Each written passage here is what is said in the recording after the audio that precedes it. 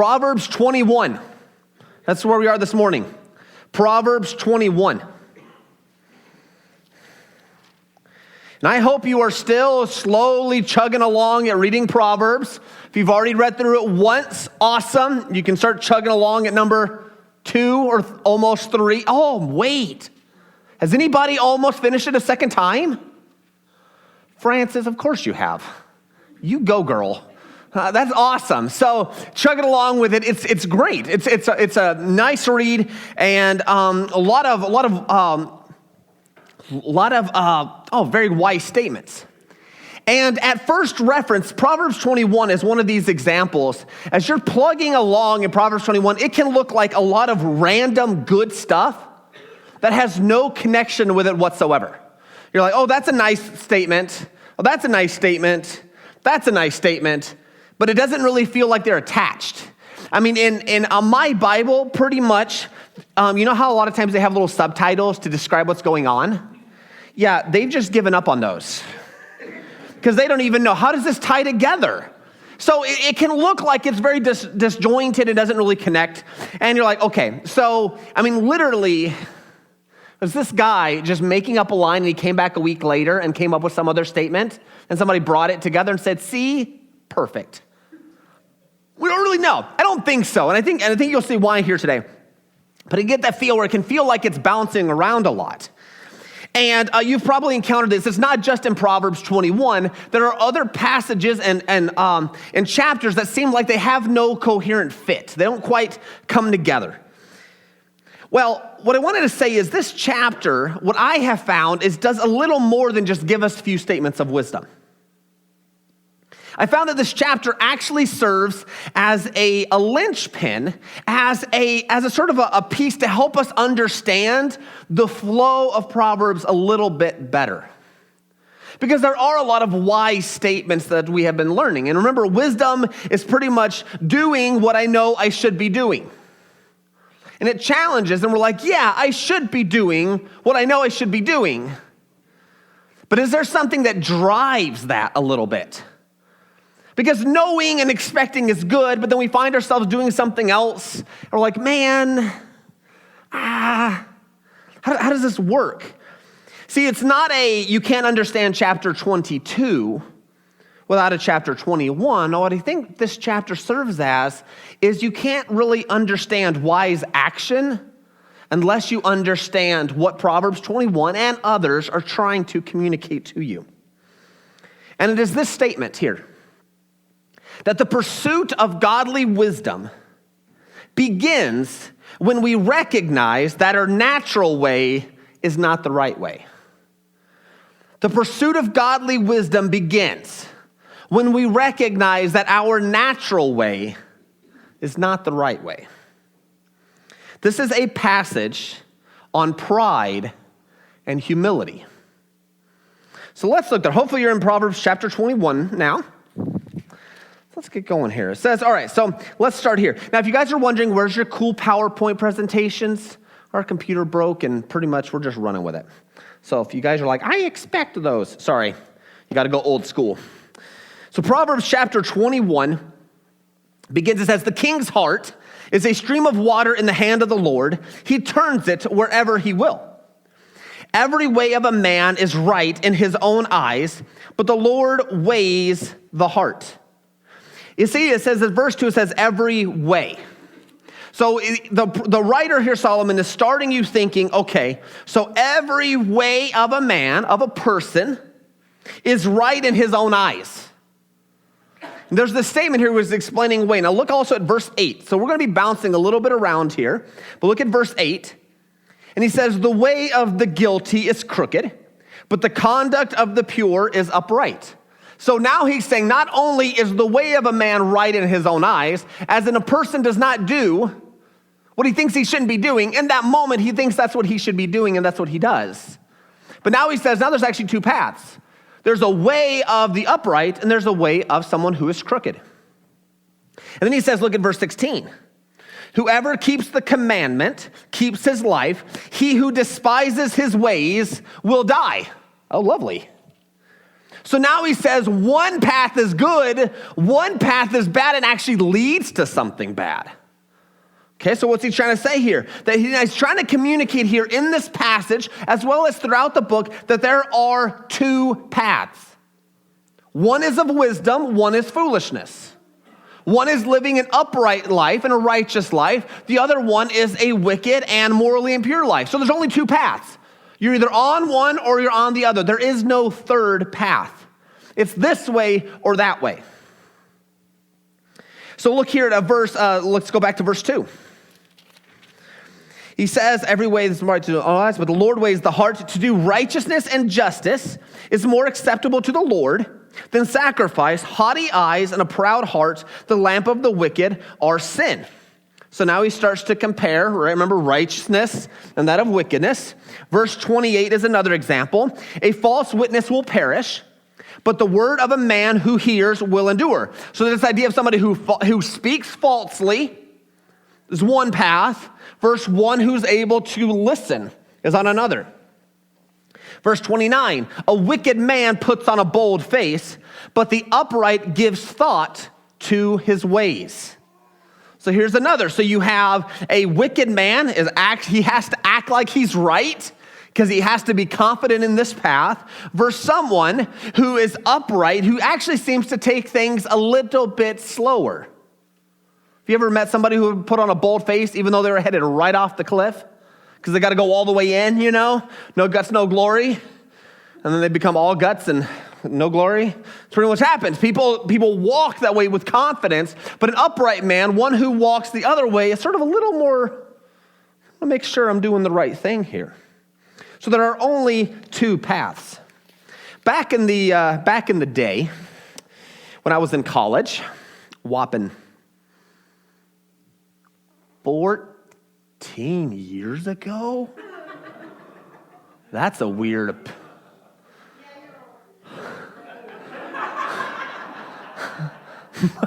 I just thought of that, dude, that is so long ago. Wow. No, that can't be right. Is that right, Nikki? What?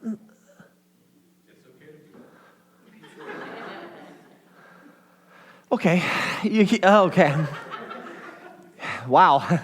I was doing that snarkily, and I'm like, whoa, that actually was back in the day for me. Okay. So, man, back in that day, I was attending a church that was about 25 minutes away. And in Iowa, that pretty much means it was past the 5 farm fields, take a few turns, and boom, you're in a little town. That's how you got there. So being a freshman in college and having the memory, what's an animal that has a good memory? An elephant.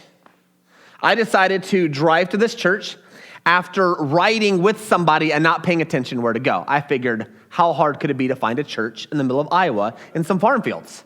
Okay? So I knew in the rough direction I needed to go. And I come down to a T in the road. So pretty much there was busy, like road here, dirt road here. So I'm thinking, okay, so I know this way's the wrong way.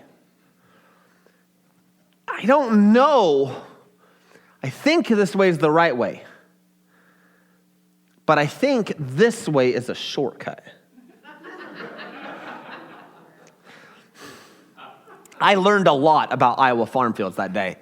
My little pickup truck, I'm just going along this dirt road, hoping by that point I end up in civilization. Because I don't know where I'm going now. And this is how we actually really view life, I think, a lot of times. We know which way is the bad way. We have a good idea this is the good way, but we try to make our own path. But let me tell you, your own path is just as wrong as the wrong way. Because I had to turn back after I got through it and go. Because here I am thinking, well, I'll just make up my own path. This is how God is working. He's like, you are either on the right path or you are on the wrong path. You are walking wisely or you're walking foolishly. There is no third option. Yes or no, right or wrong. And that's the one thing that Proverbs is really trying to communicate here. You are either walking in wisdom or you are walking like a fool. There are only two paths. Now let's keep going a little bit more with some of the stuff he's trying to communicate here. So look at verse 5. And he says, the plans of the diligent lead surely to abundance, but everyone who is hasty comes only to poverty. So not only is he trying to communicate this two-path system, he's also communicating what's at the end of the road of each of those paths. So the first one is that the one who plans and is diligently prepared leads to abundance. See, that is someone who planned well. They have an idea of where they're going, they're walking. That is abundance in that direction. But everyone who is hasty and just makes up what they're doing and shoots off a whim, that leads to poverty. He also says in verse 17, he says, whoever loves pleasure will be a poor man. He who loves wine and oil will not be rich. And so what's going on here is the person who likes to spend way too much money, what's going to happen, you guys heard the phrase, you can't spend yourself out of debt? You can't do it. You can try really hard, it's not gonna happen. You're either walking this way or you're just blowing your money and going on another path. There is one destination for each of these. Verse 16, the verse before, says, one who wanders from the way of good sense will rest in the assembly of the dead. You can see that people who do not exercise good sense, the assembly of the dead. Well, that's lovely. This path leads in a certain direction. This path has one ending. You've heard the phrase that whoever does things exactly the same way and expects a different result. That's the definition of insanity. Continuing the exact same way, hoping for something that is not there, is not going to work. You have to change your path if you want to change the direction or the location of where you want to go. You have to make that change. And that's what the writer here is trying to communicate, is there is this direction. It's not all roads lead to happiness. No, the walk of a foolish person will lead to death. The walk of someone who is leading a wise life will lead to abundance. Verse 10, it says, the soul of the wicked desires evil. His neighbor finds no mercy in his eyes. So not only is this destructive, foolish path damaging to yourself, is also saying that it is damaging to others around you. I mean, let's just take for one example, since we've already mentioned alcohol. When someone gets in a drunk driving accident, there is usually an innocent party involved. The destructive life as an individual will damage others around you. And he also says in verses 9 and verse 19, where he's talking about it is better to live in the corner of the rooftop than in a house shared with a quarrelsome wife. This doesn't give you proof to say, wife, you're being quarrelsome, stop it, okay? That's for you and your wife to figure that out in a biblically healthy way. What this is saying is when a wife is living in unrepentant sin, it damages the relationship with her husband. Can we agree with that? When a husband is living in a destructive way, it is damaging to his wife. Just like how if a wife is living in a destructive manner, it is damaging to her husband. So our sin has natural consequences to others around us. This is the ending and the result of living this way. Now, one of the things that we have to be careful with, and I want to make note, especially when you hear verses like verse 5, where the plans of the diligent lead surely to abundance. Sometimes these types of verses can be used and grabbed and applied to your own life because sometimes the best laid plans are completely destroyed. I mean, just imagine people who have their retirement and everything set up, and then a terrorist attack happens or war breaks out. There's a lot of bad things that can happen no matter how well you plan. And so this isn't one of these ideas where if you just pray hard enough and live godly enough, you'll all get rich. It doesn't work like that, okay? But as a general principle, those who are planned and are diligent to pursue that plan usually end off a little better off than somebody who's just letting it rain, Okay, we can see some of this. But also I want to remind us that here in what driving the book of Proverbs, remember Proverbs was written by Solomon, who was the king of Israel. The king of Israel, Israel functions and exists within the covenant promises that God had made them. Where if you walk and live faithfully, I will bless you. If you decide not to, I will not bless you. There were actually tangible financial blessings that were promised. Many of us, a few years ago, we studied the book of Judges. What happened when they obeyed the Lord? God gave them their land and gave them peace. What he did was he allowed them to prosper. What happens when they disobeyed? The country comes over, takes them over, life is terrible. And what's sad is, they just kept blowing it, which is just like us. But here he is. And so when the Proverbs is saying, hey, if you walk wisely, if you follow the Lord, if you do what he's saying, what he's literally saying is within the covenant blessings that God has given Israel, you will prosper. And as a king who's trying to be godly, what is better than all of his people being godly as well? Because then not only are you prospering, because they're prospering, but they're prospering because you're prospering. Happy days. But if everybody turns, what God has said flat out is, hey, you disobey, I'm taking it from you. And we saw that repeatedly all throughout the Old Testament. So we got to remember that these promises that have been given are wrapped in covenant blessings and this idea that it is to Israel. So as a Christian, be careful grabbing these and saying, I'm just going to get rich because of this. Not necessarily. Because Jesus was as godly as you can be. And Paul and Peter, and we can go down the line here. Just want to bring that out. So now, all right, so here's another one. Now that we've gotten this path set up, we've got one way and one way and one way and one way. We have this laid out. I want you guys to look at here, and we're going to go back to verse 2. So he says, every way of a man is right in his own eyes, but the Lord weighs the heart. So man is walking, and man does what he thinks is right, but God is the one who actually judges. You see how it says that God doesn't necessarily judge the way? I mean, that's sort of implied, but he actually judges what's going on in the person's heart. So it implies, wait a second, our ways and our actions and what we think is right and wrong is actually based on what's going on in our heart. Look at verse 5. We just talked about this.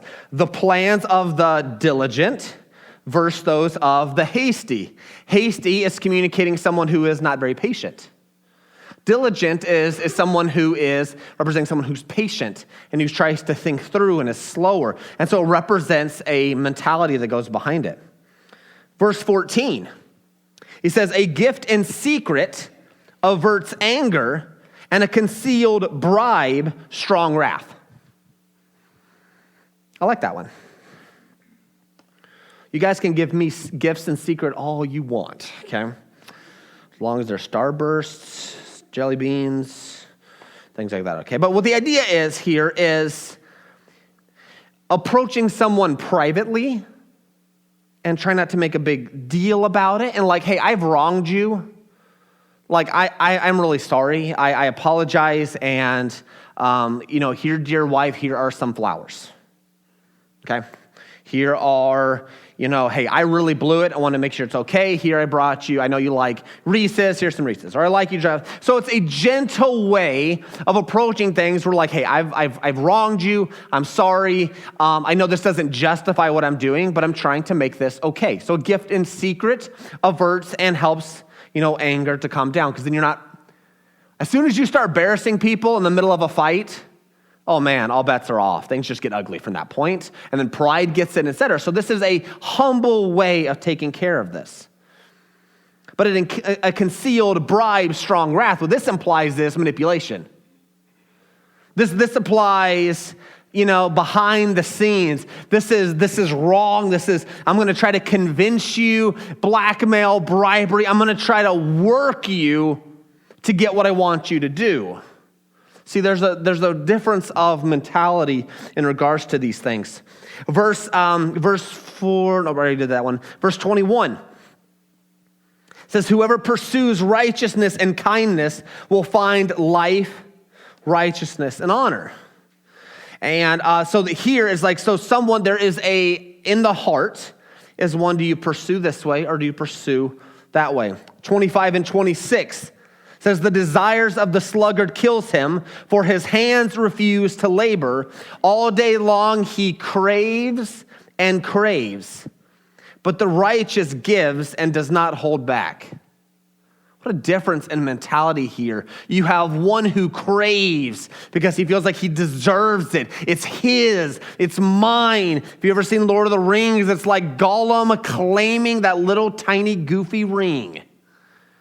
Mine.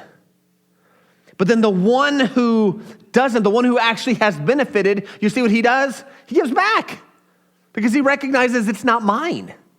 You see the mentality there? One views that they own it and it is their right and they are entitled to it. And the other side is like, hey, this is nice. I'm going to give it back. I'm going to share. I'm going to be open with this. So the mentality is one of entitlement and mine. And the other one is not mine. I just happen to be blessed by it, and I will try and use it to bless others. And then verse 27, the sacrifice of the wicked is an abomination. How much more he brings it with evil intent. So wicked sacrifices are driven by evil intents. Our actions are driven by a desire in our hearts. And it's something we've just got to come to terms with. And the challenge here, and I think what he's really trying to say is we need to recognize what is driving your decision.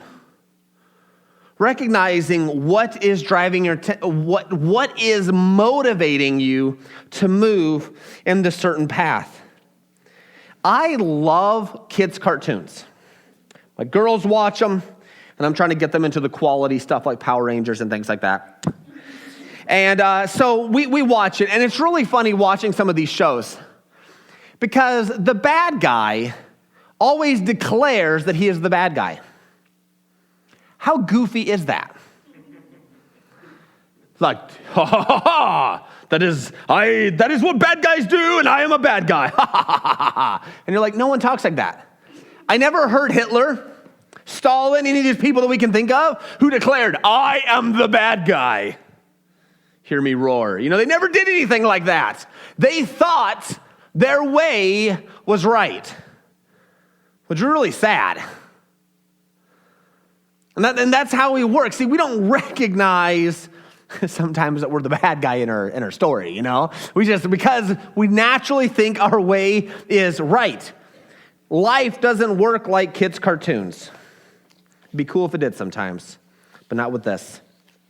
Something is driving your decision making. Now, before we keep bringing that in, so look at verse 1 here. He says, the king, we read this right at the beginning, but the king's heart is a stream of water in the hand of the Lord. I mean, this is King Solomon writing to future kings here, saying God can do whatever he wants with you whenever he decides to. So just keep that in your mind, king. You think you're all that because you're the king. That's fine. God can be like, you're going this way. How do I do that? I will cause a drought. I will do this. God can just do whatever he wants to whenever he wants to do it. And so Solomon is here reminding his son, hey, when you're king, don't think you're all that because God can do whatever he wants to do with you whenever he wants to do it. He's really good like that because he's God and you're not. So he starts this passage off with this huge declaration that God is God. Done. But he ends it on the other side. If you guys look at verse 31. All the way at the end. The horse is made ready for the day of battle, but the victory belongs to the Lord. The statement that not only can God do and control kings when he wants to, in the end of the path of God is victory. So the question is, do you think the path of God is the path of victory? Or do you think the path of man is the path of victory? And that's really what we have to do. That's where it goes all the way back to this idea of pride versus humility. Pride is confident that my way is the right way, and my path will lead to victory. Or do you recognize, nope, the natural way that's right in my own eyes actually gets me in a whole lot of trouble. And as you recognize that, you take a path of humility, no longer taking your own path in your arms, and you're going to do conquering great and do mighty things. No, you're going to recognize, hey, I'm just going to get myself into trouble with my way. I'm going to decide to submit and humble myself and actually say, hey, God, I think you have a better path laid out. I'm going to get on that bandwagon. Bandwagon fans are, looked down on. Look, God's bandwagon is worth jumping on, okay? It is worth it. It is worth getting on, and it is worth going because his path is guaranteed victory. So now how can we, so that's the difference between pride and humility is recognition of where God fits in this picture. And then you have to decide there, is my way, or are we going to choose and follow God's way? And see, if you look at verse 4, I thought this was I think it's verse 4. Not verse 4, I lied. Nope, I'm in the wrong chapter. That's why I can't find it. Here we go. All right, verse 4 is the right one. All right, haughty eyes and a proud heart, the lamp of the wicked. I thought this was a fascinating thing. He's like, hey, the heart of pride and haughtiness is it's like you can be proud, but haughty is where you, it's where you make sure everybody around you knows it.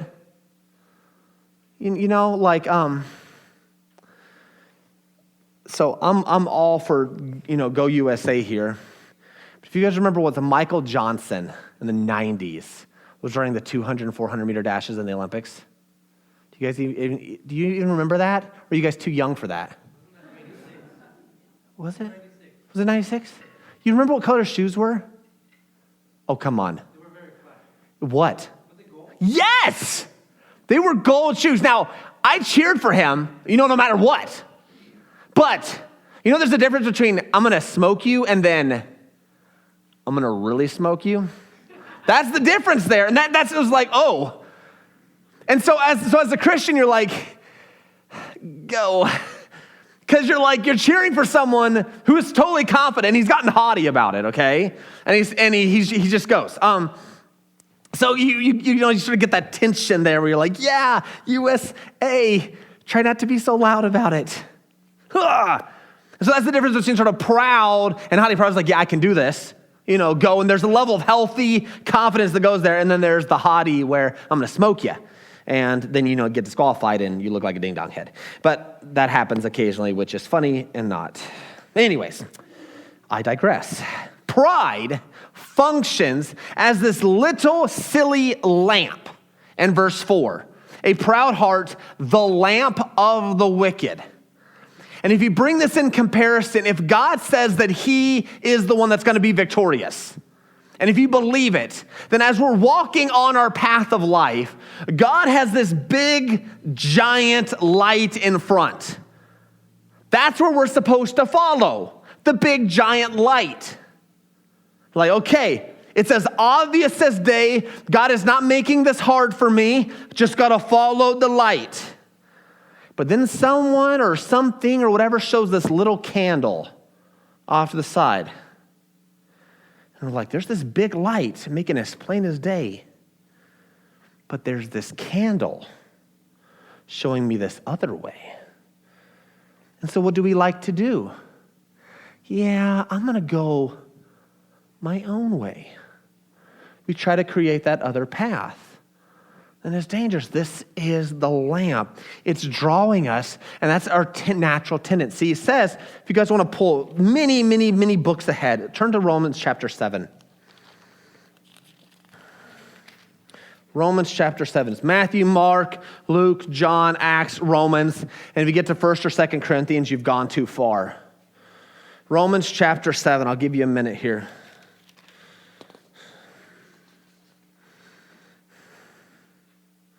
We've been trying to bring some of this Old Testament truth into the New Testament, show how it fits within this. And I think Romans chapter 7 does a great job here.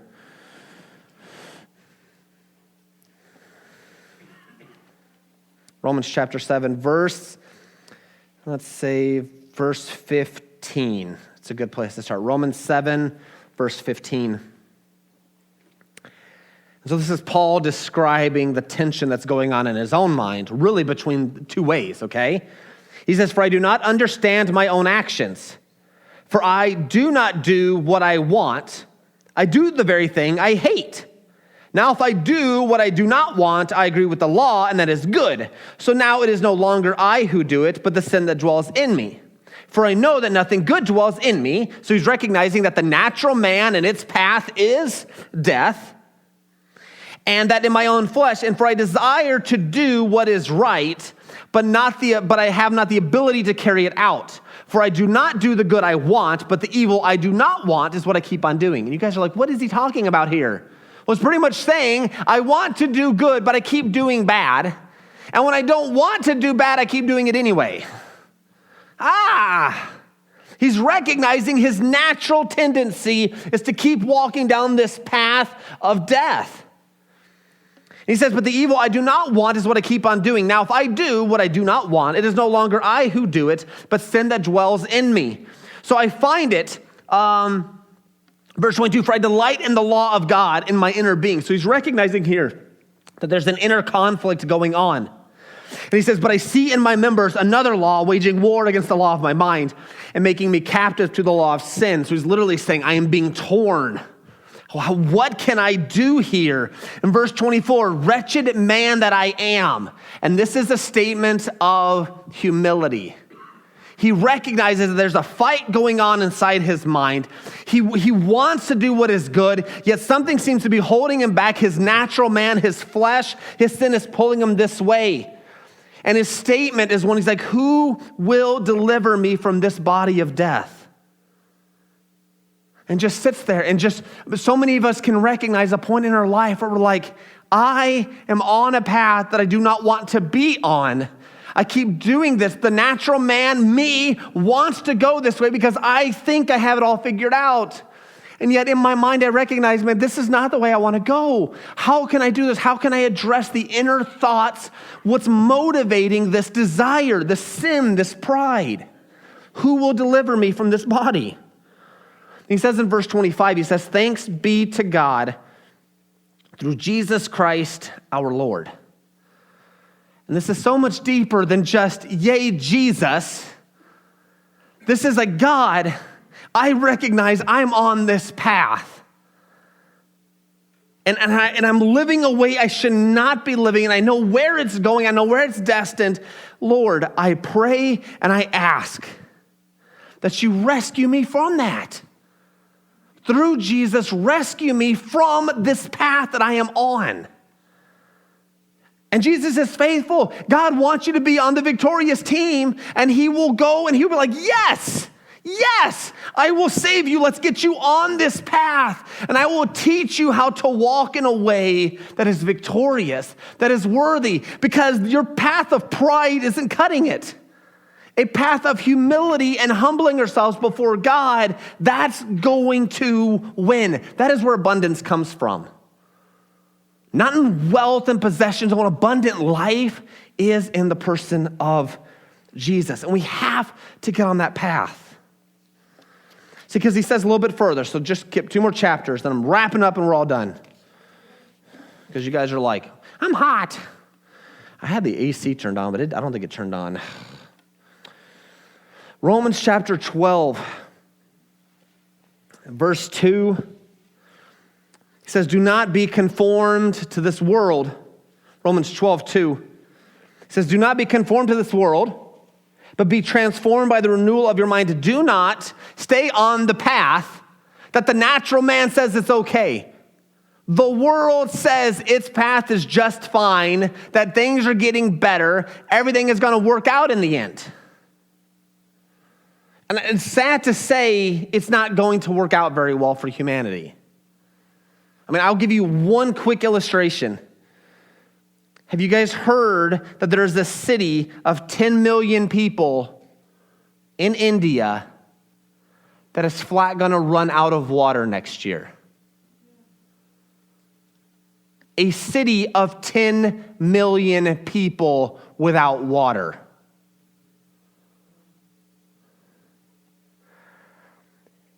And the government has been acting like everything is just fine. See, that's what man likes to do. Everything's okay. We got it figured out. No, we don't. That's the path of the natural man. And he says, do not be conformed by that, but transformed by the renewing of your mind, that by testing you may discern what is the will of God, what is good and acceptable and perfect. And then verse 3, it's usually broken up by subtitle, but I think we should keep reading. For by grace given to me, I say to every one among you not to think of himself more highly than he ought to think. What is that? Stop thinking so proud and so pridefully. Stop it, okay? But to think with sober judgment, to think with some self-control, with some honesty about yourself. According to what God and how God has worked, according to the measure of faith that God has assigned. So, and then he goes and, flushes that out here. But that's what I want to challenge you with here this morning is we have to recognize that every action we take, every thought we make is driven by our desires. It's a desire for safety. It's a desire for comfort. It's a desire for peace, a desire for love. Our actions are motivated by something going on in our hearts. And the natural man has a tendency to do this. Yes, I have this desire, which, having a desire for safety is fine. Having a desire for comfort is okay. Having a desire for peace is just great. Having a desire for love is great too, but you know what we like to do? I can solve it. That's why we worry. Because we're trying to figure this out in our heads. That's why we have fear. That's why we act in aggression and anger, because we're trying to solve this problem ourselves. See, the humble person recognizes this natural desire and this natural tendency, and that we need God to transform those desires. And so I really think the humble person here lives by verse 2, and God has given us this book to help shape our minds on a path of victory. And so we have to make that choice in our everyday life. And so I beg you, if you are here this morning and you do not have a relationship with Jesus, you're like, man, I am on this path here, and this is the natural way, is not a good way to be on. I want to know more about how I can jump on this bandwagon and be victorious. Please talk with me after the service. I'd love to do it. Love to talk with you about it. And those who have made that and are trying to walk this path, I encourage you regularly, please spend a little more time reading this. The only time you hear the Bible read to you is on a Sunday morning. I will tell you that's not enough. Okay? Try to get it, double it. Maybe at least one more time this week, try to do it again. Or a few more times, just try to do it in. Even if it's 10 minutes, 10 minutes is better than 0 minutes. 15 minutes is better than 10 minutes. Just a little bit more time and allow God, help me walk this path. So the pursuit of godly wisdom begins when we recognize that our natural way is not the right way. And we must ask God to help us on his way.